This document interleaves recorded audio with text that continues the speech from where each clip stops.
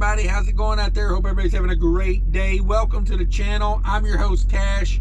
We're going to be discussing technology and the freight market today. We're going to put a little insight into it, give you my thoughts on it. Sorry for the raspy voice. I've been in the Northeast all week, so I've been screaming at traffic quite a bit so I don't go insane.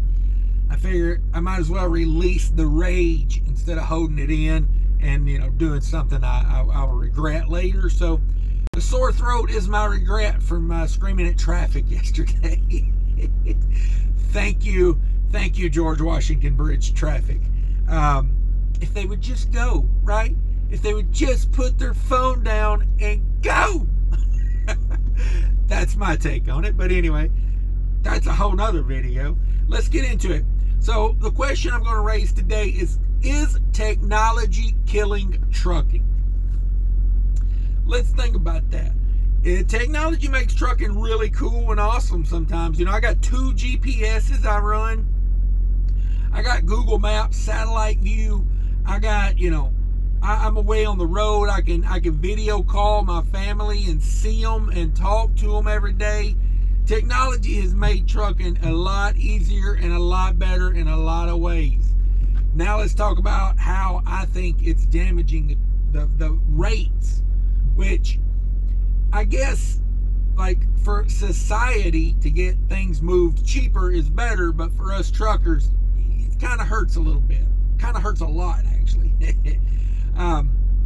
So let's start off. Number one, we're just in a bad economy right now. That's the main thing keeping rates down. You know, I know a lot of people want to say brokers are keeping all the money. You won't hear me arguing against it. I mean, are they getting a little more than they used to? Probably. I'm not the broker though, so that's not really my concern. You know, their business is their business, my business is my business, and that's how I have to look at it, because I try not to worry about things I cannot control. You know, other than traffic. I love screaming at traffic. But so we're just in that's kind of where we're at and why we're there, because of the bad economy. But for you guys that's been in this for a while, you kind of get it that things aren't like they used to be freight wise. Okay, here's how I used to do it. Every spring we would start in Florida and we would work produce from Florida.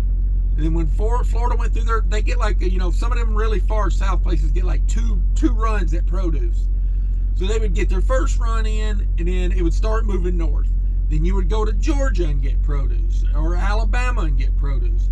And you would work your all the way up all summer. You would come up, and by the middle of summer, you know, into summer, you'd be all the way up in Michigan getting produce, moving it around the country.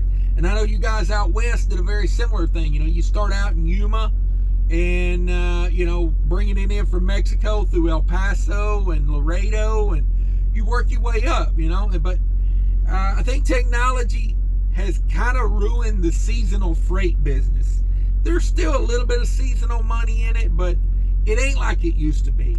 And I tell you, a big problem or a big thing that concerns me with that and how they're doing that is, number one, load board data. You better believe that load board is more for the brokers and the shippers than it is for you truckers. That's just the way I see it. You know, if they feel different about it, they can call me and talk to me about it. But I've seen the commercials for the broker side of DAT versus the trucker side of DAT. Go watch the broker commercials if you can find it for DAT load board. They're basically like telling you they're a trucker's worst nightmare. The guy's like, well, I had a load posted for $1,500, and then I seen there was a bunch of trucks in my area, so what did I do? I lowered the rate. You know, it's like, well, damn it, boy. I mean, hey, that's how economics work. You know what I mean? Supply and demand. But it's just like, you know, that's why they're getting it, because they know where you're at and this, that, and the other. And sometimes here's a little you know, put on your foil hat. Here's a little conspiracy theory. I think that heat map is actually set up to drag truckers to certain areas, so there's not a big like pop in rates. I think that heat map is used to suppress rates. Like if they know they got a lot of freight coming out of, let's say Georgia, well, all you gotta do is turn Georgia to green and make it look all good, and everybody runs to Georgia thinking, hey, I'm gonna get some money out of Georgia. And then you get to Georgia and you realize, damn, this market's saturated as hell right now. I'm just saying, I don't trust load boards, is basically what I'm saying. That's a little insight from me. Now, here's a word from my sponsor, DAT Load Board. No, I'm just kidding. I'm not that guy. I'm not that guy. I won't talk smack about somebody on this part of the video and then immediately turn around and run an ad for them. Now, if YouTube runs an ad for them, hey, that's up to YouTube. But you won't see me being like, rah, rah, rah, brokers are the worst. Now, here's the word from my sponsor, DAT Load Board. You know, these guys out here. I don't know how they do it. They talk out of both sides of their mouth. I haven't learned that yet. Not this guy. I ain't figured that one out yet. Although if you do hang around to the end of this video, I will run an ad for a product that I personally use and I believe in, and it helps truckers. So I'm not saying I'm not worth selling out. You know what I mean? My name's Cash. I mean, all I think about is money. So letting that be clarified. So seasonal freight, to me, is getting manipulated by technology right now. They're doing a great job at it. Used to, man, you could get a pop on certain holidays, like when you knew Mother's Day was coming up or Valentine's Day, man, you could go to South Florida and you could get them flower loads and you could stack some money on that thing. Now, I don't think it's that good. I mean, I was looking at it around Valentine's Day this year. Of course, we're in a bad economy, so all this has to be taken with a grain of salt. But I think the seasonality is getting whooped. Okay? Now let's come down to point number 3 of restructuring the whole freight market in general with warehousing and technology. Okay? I think they've got it figured out as far as when to move it and when not to move it. They're going to more of a regional thing. I mean, have you guys seen the amount of warehouses they're building in this country right now? It's unbelievable. Every industrial park side of a city I come to in this country is throwing up warehouses. And I'm not talking like, you know, 50,000 square foot warehouses. I'm talking million square foot, you know, Prologis. Let's break it down and put 15 companies in one warehouse. A prime example of that is when you're coming out of Maryland on 70, right there at 70 and 81. Every direction you look in that area, a new warehouse is going up. I'm from Minneapolis. Same thing to 94, like out of the cities toward Fargo. You look right, there's giant warehouse complexes going up. You look left, it's even bigger. It's crazy. So I think they're learning, like, if you got more warehouse, you don't have to pay as much for trucking. Because all you got to do is wait till the rates to come down a little bit. And what do? That's when you move your freight. Don't move your freight when the rates are up. Let it sit in the warehouse. I think warehousing and technology is a big part of what's going on right now. Because if you notice, rates kind of like, and not given. Again, I got to reiterate this every time I make a point. We're in a bad economy. This is 2023. If you're watching this video in the future, this is May 2023. We're basically, you know, we're past bottom of the barrel. You know, we're like scraping the wood off the bottom of the barrel at this point.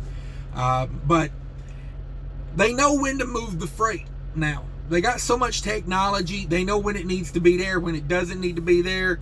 I think they invested heavily after COVID on this. I think that's why the warehouses are going where they're going, because they don't want to get caught with their panties down like that again. You know, they don't want stuff sitting offshore where they can't get to it. They want it here now, ready to ship when the price is right.